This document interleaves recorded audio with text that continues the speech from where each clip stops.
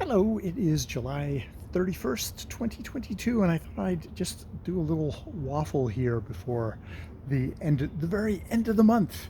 Um, so yeah, the last part of this month has been all about me recovering from my surgery, very minor little surgery, but I've been off work and having to take it easy and not do too much. And actually, I'm probably going to be off an extra week. I was planning on 3 weeks off, but seeing how things go and just sort of the physical nature of my job, I'm probably gonna, all things going well, I will take another week off of work.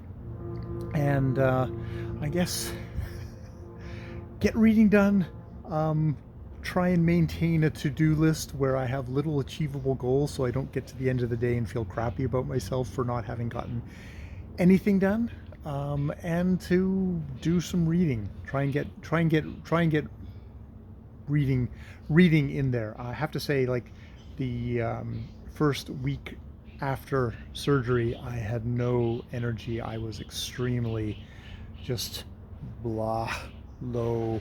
So I didn't get done. You always have the like, oh, I'm off, so I'll get all this and this done, neglecting entirely the fact that like you're recovering from surgery, you're not going to have that pep to be able to do stuff. And funnily enough, there's that whole thing of not being like, I'm used to being at work, so I'm used to having that structure. So it's like, oh, I need to get all this stuff done before I go to work, but I don't have that anymore. So I need to. It's definitely this matter of generating that self structure so that by the end of the day, I've gotten stuff done, which I've been okay at. I've been okay at, and I mean, a part of that has been going for very kind of gentle, short walks each day to try and just kind of start working on building up the muscles. The muscles. It was surgery for an abdominal hernia, very minor, but it's just like, okay, just working on those muscles very gently. That's about the only exercise I can do. Try not to eat too much so I don't gain a whole ton of weight. I had been slowly trying to kind of lose weight up to the surgery, and inevitably, now that I'm being very sedentary, I'm kind of gaining a little bit of that back, but trying not to go crazy with it. So yeah, that's um, the personal side, the non-reading side of things. What have I been reading? Let's maybe go into that. I read two romances. One, The Perfect Crimes of Marion Hayes. It was historical romance, kind of a light historical romance by Sebastian, and Winter's Orbit, a space opera gay romance with kind of a lot of kind of ancillary justice, kind of post-colonial stuff sort of slipped in there too. So that was interesting. It was a slightly more restrained than I was expecting. I always expect a little bit more spice now in my modern romances, because those were both modern romances. I read the third installment in the Black Company Chronicles, The White Rose, with the mercenary fantasy soldiers who are, it's very much kind of like this is their job. They were working for a dark lady, and things have gotten more complicated. And just really enjoying Glen Cook's, just he's a really good kind of um, atmospheric writer, but from very much from kind of a grunt's point of view at the same time, which I really enjoyed. I also read via Sean the Book Maniac, and the Soggy Expat did a tag where it was like, oh, what's a it was a Canadian or a Welsh author that you would like to read, and I had like, well, Canadian I kind of know, so it's like, oh, who's the Welsh author? And via Sean and Scott at Paperback Plot Plot. Oh, god damn it, Scott. We know who Scott is. We all know Scott and Nell at, god damn it, I was gonna look it up.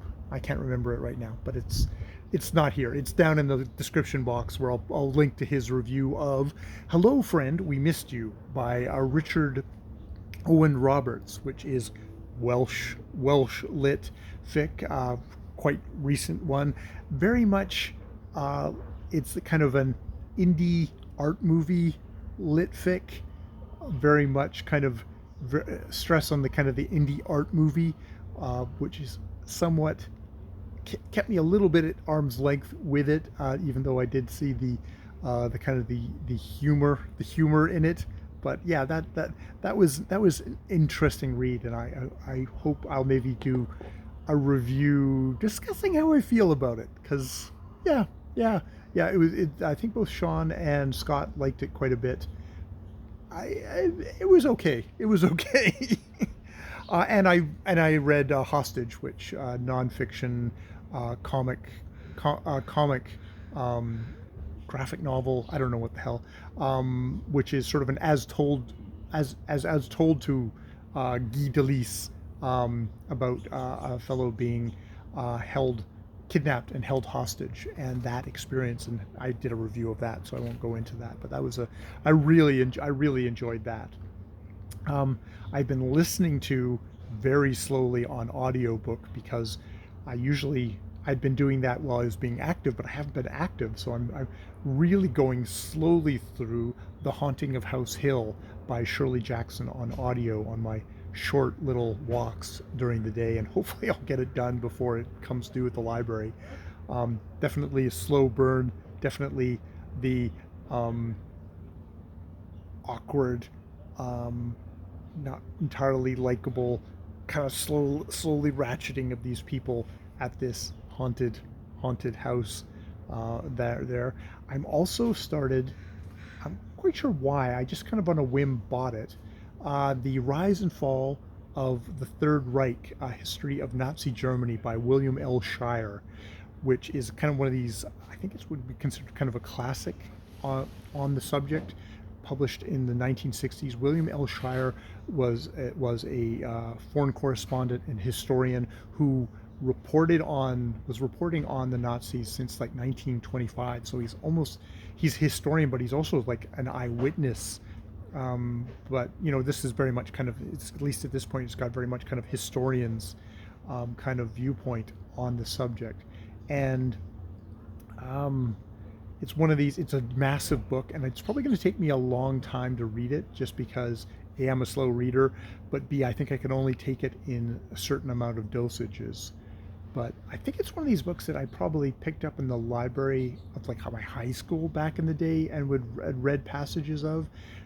But it was just it's a tough book to read then, and for some reason I just wanted to get back into that, probably because of, unfortunately, how relevant some of this stuff is today. So yeah, I've been doing that, and continuing on with The Need for Words, Voice and Text by vocal coach Patsy Rodenburg, who really wants to tell me a lot about why things are so bad today, pontificate on that, and also just sort of like the idea that the only way you can truly know words or information is you can only know it and be embodied is by speaking it, which is a very vocal coach thing to say.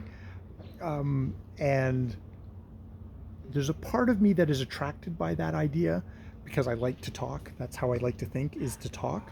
But I also think, no, that isn't the only way. And there's a lot of people who can talk very eloquently but don't really have that. It's not just because you can talk the talk doesn't mean you actually can know stuff. There's like, it's like method acting, where you live it and you're in it, and then there's, I think it's Laurence Olivier, it's like you just say the words. And that is obviously somebody who, it's like, I don't need to know all the depth of something like maybe Shakespeare. I can just speak them well and people will get it themselves. But Patsy Rodenburg is like, no, you have to embody it, and only by being able to kind of incorporate it in your body somehow, that will activate the intellect to truly know it, and that makes you superior to someone who is only just reading it silently to themselves, which seems like bullshit to me. So yeah, that, and yeah, I guess I'm going to be launching into Garb August. I've done a whole video on that, so I won't talk about that. Hopefully I made a successful talk about Garb August, because I've been struggling with how to talk about it. Ollie at Criminali just did a recent video, which actually I think helped push me along on my third take on that video, to hopefully have something that I could actually release and talk about. But yeah, but my energy levels are not there. I can't bend and pick things up. I can't lift anything particularly that heavy.